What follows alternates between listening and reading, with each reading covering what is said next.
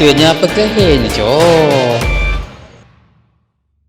Assalamualaikum warahmatullahi wabarakatuh dan salam sejahtera. Baik, kita tahu bila Yang Amat Berhormat Datuk Seri Anwar Ibrahim jadi Perdana Menteri, dia terus mengumumkan satu gagasan yang disebut sebagai gagasan Malaysia Madani. Jadi banyaklah selepas itu perbincangan, orang bercakap tentang soal Madani ini bukan satu perkara yang baru. Datuk Seri Anwar Ibrahim dah cakap ini sejak di zaman muda. Jadi ini adalah masa dan juga peluang terbaik untuk impian dan juga gagasan ini dilaksanakan dengan sebaiknya. Jadi, apa dia Madani itu? Madani, kalau kita bahas daripada sudut istilah itu, dia berasal daripada perkataan ad-din, ataupun sering juga disebut dengan nama kota Madinah yang dibangunkan ketika itu. Jadi, Madani, perkataan ad-din, kalau kita translate secara langsung maksudnya itu ialah merujuk kepada agama. Tetapi daripada sudut istilahnya, ad-din itu adalah merujuk kepada satu cara hidup ataupun way of life.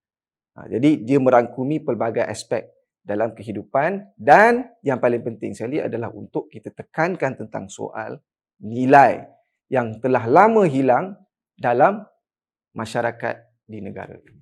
Bukan sekadar masyarakat biasa, bahkan nilai di kalangan pemimpin dan juga orang-orang politik. Jadi kenapa kita tegaskan tentang soal Madani dalam kerajaan di bawah pimpinan Yang Amat Berhormat Datuk Seri Anwar Ibrahim? Ya, betul, kita boleh capai pelbagai pencapaian yang hebat ataupun kemajuan dalam pelbagai bidang, dalam pelbagai sektor. Kita mencatat pertumbuhan ekonomi yang baik, kita ada sistem kesihatan ataupun kita mendapat pencapaian yang cemerlang dalam peperiksaan dan sebagainya.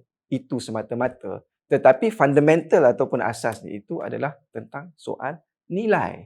Sebab apa makna hidup ini kalau tidak ada nilai? Hidup, sekadar hidup, kalau mengikut Hamka, kera di hutan juga hidup. Tetapi kita jadi pemimpin, jadi kerajaan, bukan hanya sekadar kita datang dengan tawaran polisi ataupun kebijakan ekonomi semata-mata. Tetapi sikap dan pendirian pemimpin itu juga haruslah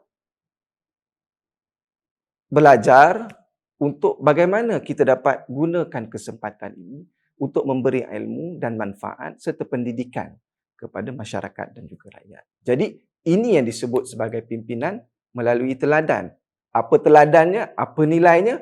Antara yang disebut dalam Madani itu ialah tentang soal hormat, respek, ihsan, kasih sayang. Sebab itu kalau kita tengok pada setiap hari Jumaat, khatib di mimbar itu memberi penekanan terhadap tentang soal keadilan dan juga ihsan. Jadi ini menunjukkan bahawa dua perkara ini tentang soal keadilan dan juga tentang soal ihsan. Ini adalah merupakan perkara yang fundamental yang perlu difahami oleh masyarakat khususnya, bukan hanya sekadar masyarakat Muslim semata-mata, tetapi nilai ini adalah merupakan nilai-nilai yang bersifat universal. Jadi lewat ini kita menyaksikan pada beberapa watak, ada beberapa tokoh yang ditonjolkan di dalam media sosial ini, kadang-kadang sikap dan kelakuan mereka ini tersasar daripada landasan nilai dan juga akhlak. Bagaimana kita boleh bercakap tentang soal agama kalau kita, pihak di sebelah sana yang bertentangan dengan kita itu, sekiranya dia membawa satu dasar ataupun nilai yang baik kepada masyarakat, kenapa kita enggan untuk sokong? Bahkan kadang-kadang kesempatan itu juga digunakan untuk kita mencari jalan bagaimana nas dan juga dalil agama itu dapat digunakan semata-mata dengan tujuan untuk menguatkan hujah kita itu supaya masyarakat kebanyakan awam, masyarakat awam itu lebih mudah terpukau dengan sikap dan juga kelakuan kita.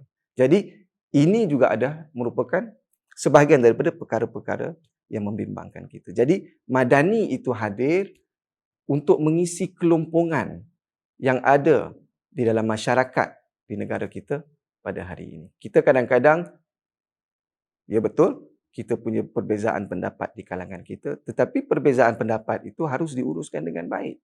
Harus diuruskan dengan nilai dan cara yang terhormat. Bukan sekiranya kalau pihak di sebelah sana, sahabat kita, saudara kita, ataupun kawan-kawan kita, yang punya pendirian yang berbeza dengan kita, disebabkan oleh kita tidak bersetuju dengan pandangan itu, maka kita menghina, mencaci, mencerca dan sebagainya. Sedangkan ini bukanlah sebahagian daripada nilai-nilai asas ataupun perkara yang diajar dalam agama. Itu tentang soal bagaimana kita ini harus menyeru manusia itu ke jalan Tuhan dengan cara yang penuh berhikmah, nasihat yang baik dan perbahasan itu dilakukan dengan secara yang baik. Jadi, ruang diberikan tetapi harus ada nilai-nilai yang mengawal ruang yang diberikan itu. Jadi, ini nilai yang kita nak terapkan dalam gagasan madani ini supaya masyarakat dalam negara ini dia ada rasa hormat, dia ada rasa kasih sayang, dia ada rasa ihsan. Jadi bila ada nilai-nilai ini, maka kita ini, pendirian dan juga prinsip kita ini tidak mudah diganggu-gugat oleh sentimen-sentimen politik yang kadang itu sempit tentang soal agama, tentang soal bangsa dan sebagainya. Sebab itu, pengajaran besar, pengajaran penting daripada kisah penciptaan Nabi Adam alaihissalam itu di peringkat awal itu diberitahu bahawa apabila Tuhan ingin menjadikan Adam, maka para malaikat ketika itu menyebut bahawa kenapa engkau nak jadikan di atas muka bumi ini mereka yang akan melakukan kerosakan, permusuhan, menumpahkan darah. Sedangkan kami, kata para malaikat, itu sentiasa bertasbih dan bersuluk kepada engkau. Jadi, apa hikmah di sebalik penciptaan Adam itu antara lain dalam banyak pengajaran yang kita boleh belajar itu ialah apabila seruan ataupun arahan yang diberikan oleh Tuhan pada ketika itu untuk para malaikat itu tunduk sujud kepada Adam sebagai tanda hormat itu diingkari oleh kelompok ini. Jadi apakah mereka ini, kelompok ini yang kemudian dilaknat oleh Tuhan? Itu kerana disebabkan oleh ketidakpercayaan mereka ataupun ketidakesaan kepada Tuhan, ataupun disebabkan oleh sikap dan juga pendirian yang jelas menunjukkan bahawa sesungguhnya keangkuhan, kesombongan, bongkak itu akhirnya akan membawa kita ke lembah kehinaan dan juga kecelakaan. Atunya apa ke ni, Jo?